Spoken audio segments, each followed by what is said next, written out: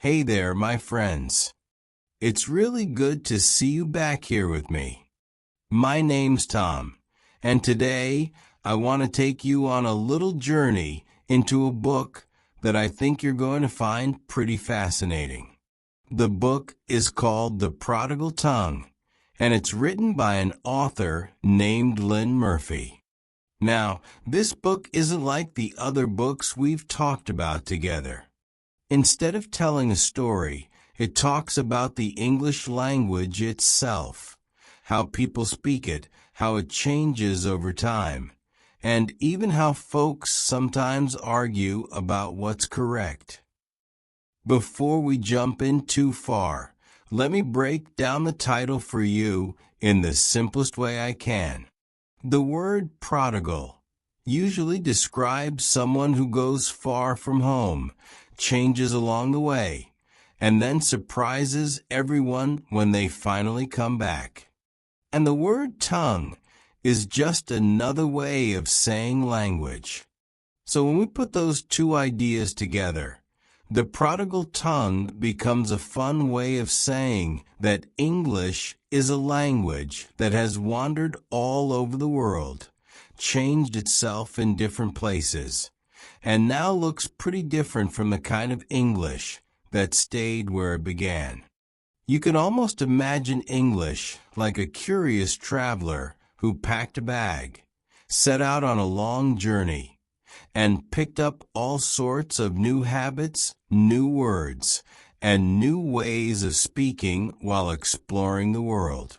That's the feeling behind the title, and honestly, that's the whole idea of the book too. This book focuses on the two most famous versions of English, British English and American English. The author is American, but she's been living in the United Kingdom for many years now. Because she's experienced both cultures up close, she understands the differences in a way most people don't. She gets why British and American speakers sometimes misunderstand each other. She also sees how strongly people can feel about their English. One of the big ideas she talks about is that English isn't one perfect, unchanging language. It's alive. It shifts from country to country, from city to city, and sometimes even from one family to another. Some people speak in a very formal way. Others keep things super casual. Some use mostly American words. Others stick to British ones. And a lot of folks mix both without even thinking about it. And guess what? All of that is completely okay. As someone learning English, this book can actually take a weight off your shoulders. It reminds you that there isn't just one correct English. You don't need to aim for perfection. You don't have to copy a native speaker word for word. What really matters is clear communication, sharing your thoughts in a way people can understand. We're going to go through this book slowly and carefully, chapter by chapter. I'll start by speaking in very simple English so everything makes sense. And little by little we'll move into slightly more advanced language as you get comfortable. This slow, gentle shift we make together helps your brain grow at a comfortable pace. It keeps you relaxed while still feeding you new vocabulary and new grammar in a natural, steady rhythm. So let's go ahead and dive in. In Chapter 1, the author talks about a misunderstanding that almost everyone has heard at some point. A lot of people think there's only one real English out there. Some folks insist that British English must be the correct one simply because the language began in England. Others argue that American English is the better version because millions more people speak it around the world. And then there are people who believe that all other versions of English, Indian English, African English, Australian English, and so on, are somehow wrong or strange. But here's the thing. This belief is simply a myth.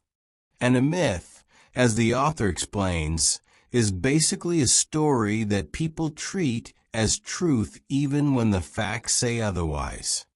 The idea that English was ever one perfect, unchanging language is just not real. English has never stayed still. It changed 100 years ago. It changed 200 years ago. It changed 500 years ago. And guess what? It's still changing right now as we speak. Every time English travels to a new place or bumps into a new culture, it shifts a little. To help us picture this, the author compares English to a river.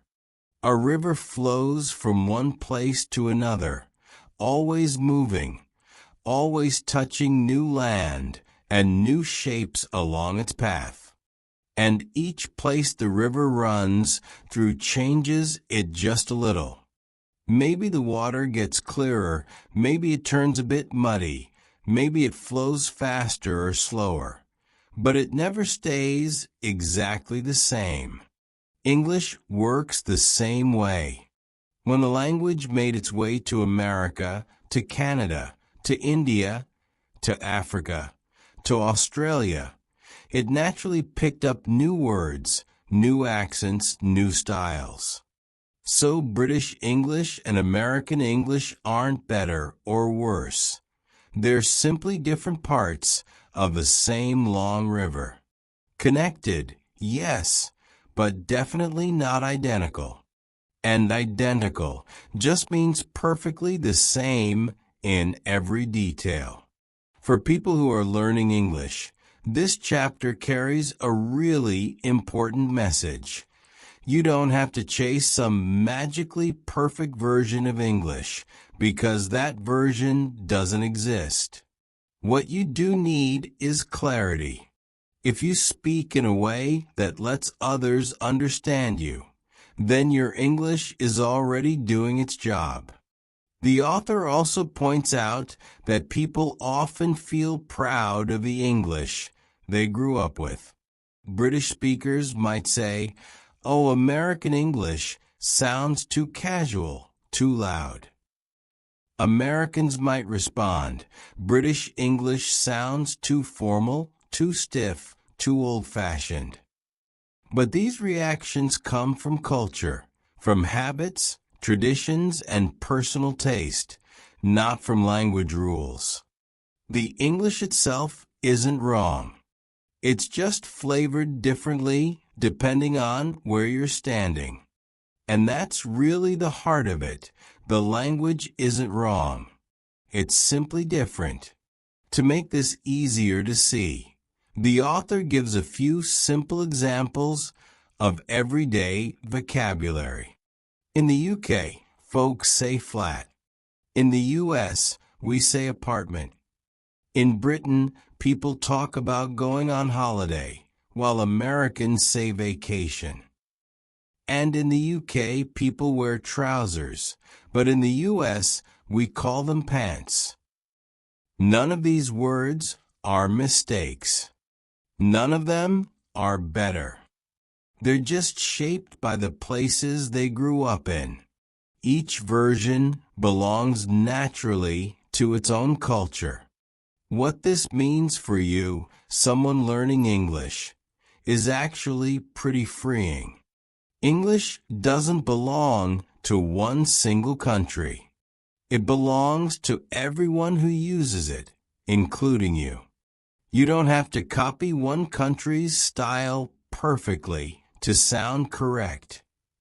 Your English can grow the way a tree grows in a backyard, slowly, naturally, and shaped by the environment you live in. Now, moving into Chapter 2, the author talks about something that is honestly funny because it's so human. British people and American people love to judge each other's English. And when I say judge, I mean they form strong opinions, sometimes funny ones, sometimes serious ones, about how the other side talks. For example, British people sometimes say that American English sounds too direct or too emotional. Americans love using big, enthusiastic words like awesome, amazing, and fantastic, and we throw those words around all the time. In the UK, these words can sound a little dramatic or a bit over the top. But here's the key. That doesn't mean Americans are speaking incorrectly. It's simply part of how American culture expresses excitement.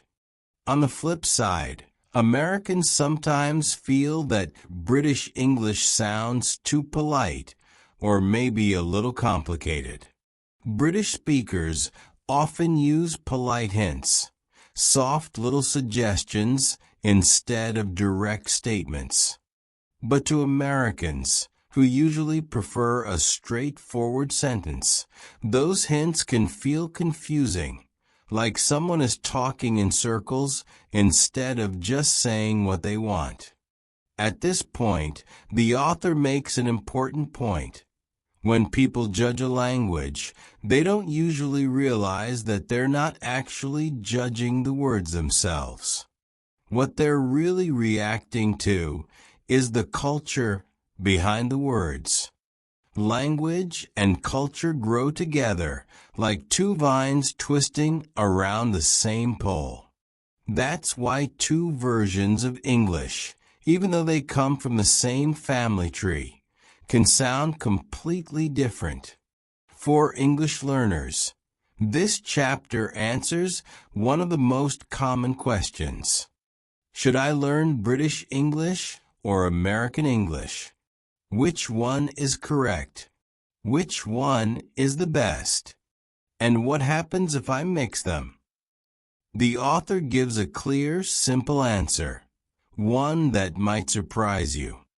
Both varieties of English are correct. Both belong to the same language family, and both are understood almost everywhere you go. What truly matters is communication, being able to share your ideas and be understood by the person in front of you. That's what language is for. The author also points out that British and American speakers often tease each other. And tease simply means joking in a friendly way, not attacking. For example, Americans might poke fun at how extremely polite British people can be. Meanwhile, folks in the UK might joke about how Americans get excited about everything and use huge words like awesome or incredible for even small things. These jokes are usually made with a smile. They're part of cultural humor, not criticism. But here's where learners sometimes feel stressed.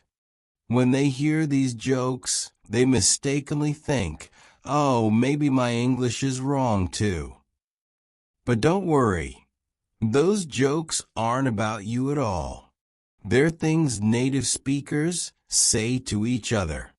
They're not rules, they're not warnings, and they're definitely not instructions for learners.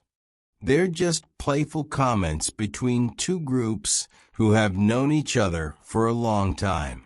Toward the end of the chapter, the author brings up another interesting idea. Sometimes people judge someone else's English because they feel a little insecure about their own. Insecure means not fully confident. So criticizing someone else's style, even lightly, helps them feel safer about their own. It's human nature. But again, This has nothing to do with learners or with correctness. It's simply what people sometimes do when they feel unsure. So the main idea of this chapter is very simple. Don't worry when native speakers tease or judge each other's English. You don't need to choose a team. You don't need to aim for perfection. Your job is to speak clearly, kindly, and confidently. If people understand you, you're already doing great. All right, let's move on to Chapter 3. In this chapter, the author talks about something that confuses almost every English learner at some point. English is always changing. Words change. Pronunciation changes. Grammar shifts. Even the style and rhythm of everyday speech evolve over time. And the author wants to make it very clear, all of this change is completely normal. English isn't a still, silent object like a stone sitting on the ground. It's not frozen in time. It's more like a living creature. It grows, it moves, and it responds to whatever is happening in the world around it. So why does English change? The author gives several reasons, and I'll explain them in simple English with clear examples. First, people change, so the language they use changes too. People today don't live the same lives as people did 100 years ago. Our jobs are different. The technology we use every day is different. The way we communicate through texting, email, video calls didn't even exist long ago. And since our habits shift, the words we need also shift. Because our lives shift and evolve, the language we use has to shift right along with us. Think about it. 200 years ago, nobody had a smartphone.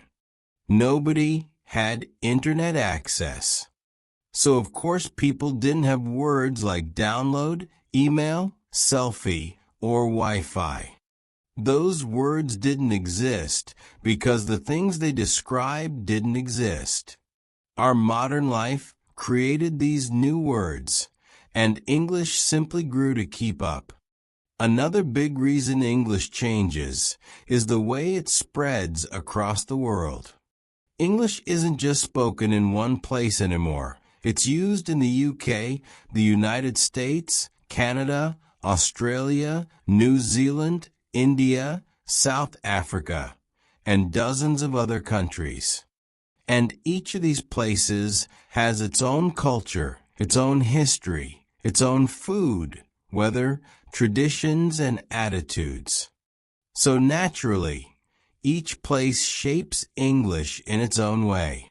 For example, in the US we say cookie, but in the UK they say biscuit. In British English, the back compartment of a car is called a boot, while Americans call it a trunk. In many parts of India, people use English in combination with local languages. So words take on new meanings or get used in new ways. English changes because the people who speak it are different, and that's a beautiful thing. The language grows with its speakers. Another point the author makes is that young people change language faster than anyone else. Young folks tend to like trendy words, fun words, short words. They come up with fresh slang all the time. For example, a lot of young people say, "That movie was lit." And lit just means really great or exciting. Young people invent new expressions constantly. Some of those expressions stick and become part of everyday English, and others fade away after a few years. older people sometimes complain and say things like, "These kids are ruining English." But that's actually not true at all. Older generations said the exact same thing 200 years ago, and 200 years before that. Young people aren't ruining the language, they're renewing it. And renewing simply means bringing new life into something that already exists. The author also explains that language change doesn't happen all at once. It moves slowly, kind of like the weather. Some changes are big and easy to spot, but others are tiny, and you barely notice them until much later. You know how one day the weather feels a little cooler, then a little cooler again, and then suddenly it's winter? Language works like that too. Take the word nice. Today it means kind or pleasant. But hundreds of years ago, the word actually meant foolish or silly. That shift didn't happen overnight. It happened slowly, step by step, as people used the word in new ways, and the meaning drifted over time. So is language change something we should worry about? The author answers that question loud and clear. No. Language change isn't a problem at all. In fact, it's a sign of a healthy language. It shows that people are alive, communicating, inventing, and actually using English in real situations. A language that never changes would be a dead language, not a living one. Some people still get upset when English shifts. They complain that people are speaking incorrectly or destroying the language. But the author explains that these feelings usually come from fear or nostalgia. And nostalgia simply means a warm, emotional feeling about the past, even if the past wasn't as perfect as we remember it. People often believe that the English they heard growing up was the real or correct English.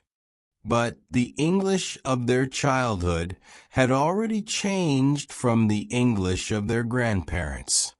And that English had changed from the version before that. So language change isn't new. It's ancient. It's constant. It never stops.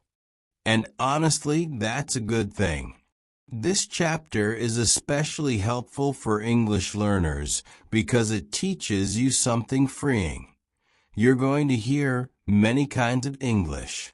You'll hear different accents, different vocabulary, new slang, old-fashioned expressions, and everything in between.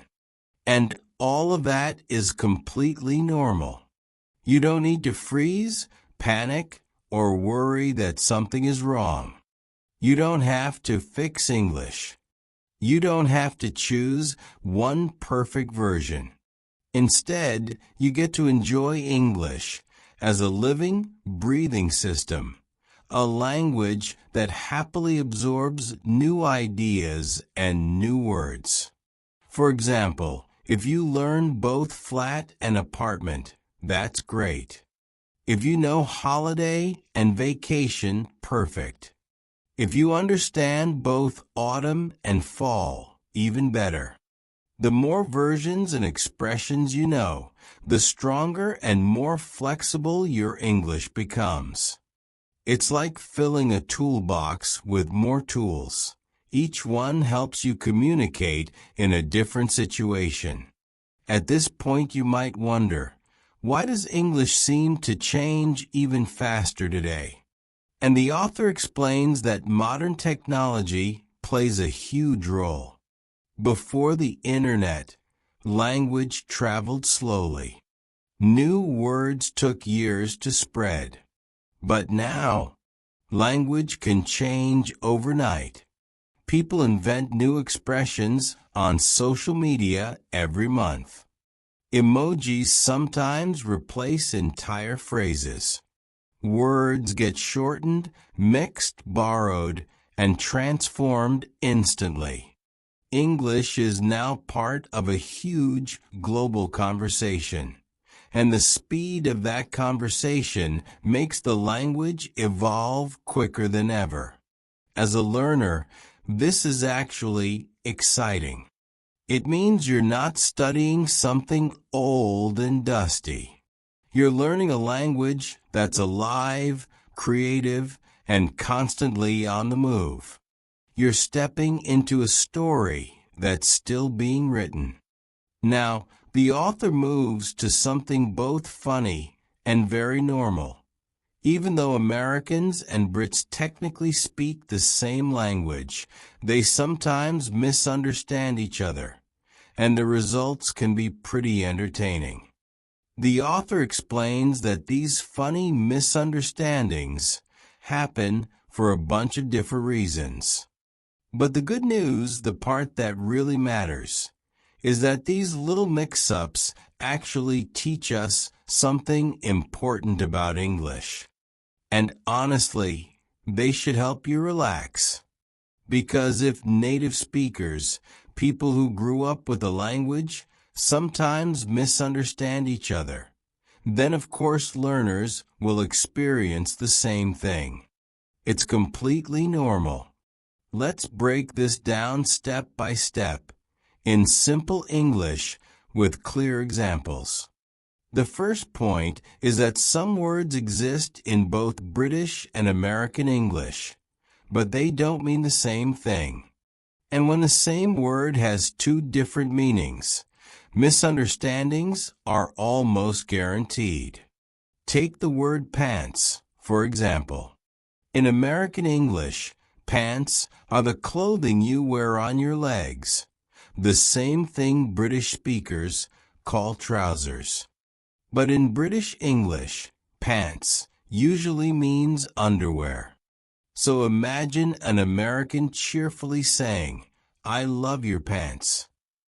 A British listener might turn red and wonder why someone is complimenting their underwear. Meanwhile, the American is just thinking, "Oh, those are nice trousers." Here's another classic example. In British English, chips are the thick fried potato sticks that Americans call fries. But in American English, chips are the crispy snacks you eat from a bag, the same thing British speakers call crisps. So if an American says, "I'm bringing chips to the party," and a British person imagines a box of hot fries, you can see where the confusion comes in. These little differences don't mean the language is broken. They're just fun reminders that English has grown in slightly different directions depending on where people live. And this brings us to one of the most comforting lessons in this chapter. If native speakers misunderstand each other sometimes, then you never need to feel ashamed when you misunderstand something in English. It's part of communication. It happens to everyone. It's nothing to fear. Here's what this means for your learning journey. A misunderstanding does not mean your English is bad. A misunderstanding does not mean you made a mistake. A misunderstanding does not mean something is wrong with you. In fact, misunderstandings actually help you learn faster because they show you where meanings, accents, or expressions differ. Every time you get confused and then learn the reason, your brain grows. You become more flexible and more confident. So instead of thinking, "Oh no, I didn't understand," you can start thinking, English is teaching me something today. When you realize misunderstandings are normal, you can finally relax a little and enjoy English more. You don't have to speak perfectly. You just have to keep going, keep practicing, and keep communicating. That's how real progress happens. In the next chapter, the author moves to another really interesting idea. People feel strong emotions about English. They're not just using a language to ask for coffee or talk about the weather. Through English, they're also showing their identity, their pride, their culture, and their feelings about home. Because language is emotional, people sometimes react very strongly when they hear a different kind of English, especially if that version comes from another country. Let's walk through this in very simple steps. The author explains that language is not only a tool we use to send information. It's also part of who we are. That's what we mean by identity, the way we feel about ourselves on the inside. For example, think about a British person. They grew up speaking British English. Their childhood memories, their school days, the jokes they told with friends, the TV shows they watched, the songs they sang, all of that is tied to British English. It's not just vocabulary, it's their whole life story. Now think about an American. That person grew up with American English. Their emotions, habits, favorite movies, family conversations, and even their sense of humor are all wrapped inside the language they use every day. So their English isn't just English. It feels like home. So when someone like that hears a different kind of English, it can feel a little uncomfortable at first. Inside their mind they might think, "That's not how I say it," or "That sounds strange," or "This doesn't feel like the English I know." Most of the time, they're not trying to be rude or mean. They're just protecting the language that feels like part of their personal world. People usually believe that their English is the normal one and everything else is different. This is super common. Human beings like what is familiar. It feels safe and comfortable. So if you grow up in the UK, British English feels like the standard version. If you grow up in the US, American English feels like the standard. If you grow up in Canada, Australia, or anywhere else, your local English feels normal to you too. Anything that sounds different can feel strange or surprising at first, and that's okay. This doesn't only happen with English. It happens in many languages. Imagine you speak Arabic, Persian, or Spanish. Different countries have different accents, different words, different ways of saying the same thing. People often say, "Our version is the correct one." But the truth is, every version belongs to someone. Every version carries a history and a culture. English is exactly the same. It doesn't belong to just one place or one group. It's shared by millions of people, and each group adds its own flavor to the language. All right, my friends, that brings us to the end of today's episode. I really want to thank you for sticking with me and listening so patiently all the way through. This book is special because it gives us a message that is both comforting and powerful for anyone learning English. There isn't one single correct English. The only English that matters is the English that helps you communicate your thoughts. What this book has shown us is that English is huge. It stretches across countries and cultures. It comes in different voices, different accents, different vocabularies, different rhythms, and different styles. Yet every one of those versions is real. Every one of them is alive. They all belong to the world, not just to one nation. Maybe you don't sound like a British speaker. Maybe you don't sound like an American speaker. Maybe your English doesn't sound like any native speaker at all. But that doesn't mean your English is wrong or broken. It simply means your English is part of the living, breathing English we use today. The English that continues to grow every time someone speaks it. Every time you learn a new word, you become part of the long history of English. Every time you understand a joke, a movie, a YouTube video, or even a simple conversation, you're connecting yourself to millions of English speakers around the globe. So you don't need to choose one right English, okay? You don't need to worry about sounding perfect. You don't need to fear mistakes. All you really need to do is keep learning, keep listening, keep noticing the patterns around you, and keep growing at your own pace.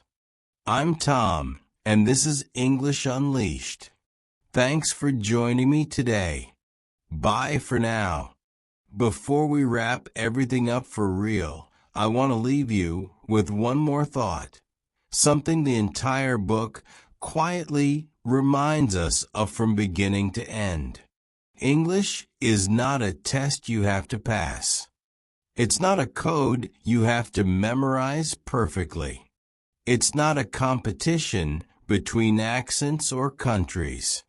English is a tool that connects people. It's a bridge you can walk across to meet someone from the other side of the world. When you listen to different kinds of English, British, American, Canadian, Australian, Indian, African, or any other, you're hearing the story of how people live.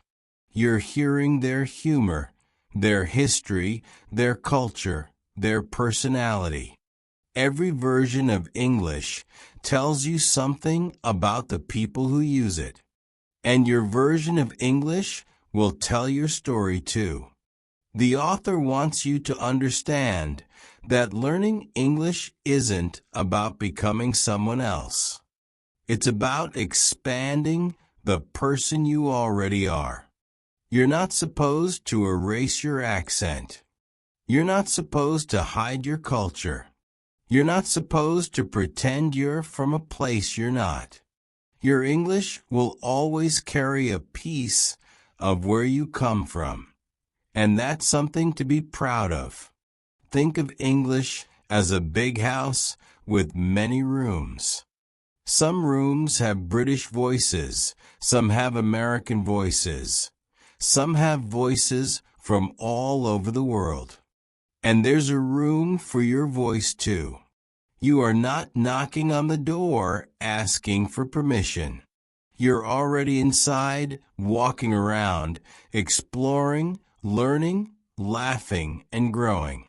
So as you continue your English journey, remember this. You do not need perfect grammar to be understood. You do not need a native accent to be respected.